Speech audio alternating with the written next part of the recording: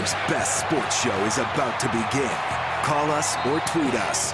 We've got things to talk about on the Ireland Contracting Nightly Sports Call. All right, Ken, thanks very much. Good evening, everyone, and welcome to a Monday night edition of the Ireland Contracting Nightly Sports Call right here on Pittsburgh CW. Call us on the Borders and Borders hotline. 412-575-2600 is the number to call. You can also tweet me at KD Pomp, or you can tweet Gene Collier, outstanding columnist of the Pittsburgh Post-Gazette, at Gene Collier. We're here to talk about what happened over the weekend as we prepare for another week, and the Pirates have another day off. That's 3 and 8 days.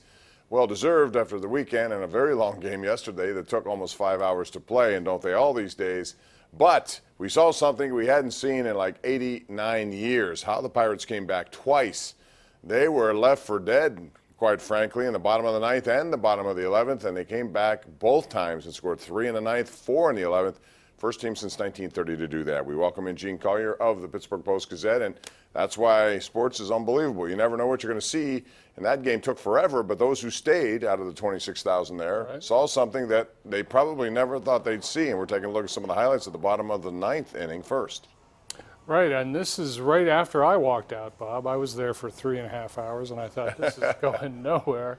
And that's why you don't walk out of baseball games. This was, as Clint Hurdle said, one of the best games in his 9-year tenure. It only seemed like it took 9 years and only took 4 hours and 58 minutes. That's right. Hey, bottom line is they have a resilience among that team members. Yeah, they played do. a great game. It's a nice group to pull for. You know, you'd wish that the ownership would maybe give them a little bit more to work with at times when they need it. That has not happened. But now they have the Astros coming up and the Brewers. So we can gauge the next 26 games leading up to close to the All-Star break or close to the trade deadline. Right. And you wonder what's going to happen in those 26. They have some ground to make up. Can they do it? Do you believe they can? Have you changed your opinion at all about them? No, I mean, I was never ready to write them off. I'm still not. But, I mean, you know, they have dug themselves quite a hole here. Because, again, and we've said this many times on the show, their pitching is still pretty much a wreck. They got a really good performance by Musgrove, but it was a rare, deep into the game performance by the starting pitcher. They get that very seldom. Did not get it from Brault, even though they're, I think, 5-3 when Brault starts. They still have big pitching problems. So, you know, can they do it? Whatever it is you're talking about, probably not. No, I think the odds are still stacked against them, but we'll find out. I mean, it starts with Garrett Cole tomorrow night. That's not going to be an easy assignment. The Astros had lost 7 in a row. They won yesterday, and they play well at Minute Maid Park. There's no question about that, so we'll see what the Pirates can do. And then they got Milwaukee. Then they have Chicago, Milwaukee again, Chicago, and then a bunch of other teams in there. So it's going to be not easy for them, and we'll see how they do. And their record against some of the better teams is not all that good. Penguins didn't do much over the draft weekend except draft players, which is something we hardly see, and especially in the first round.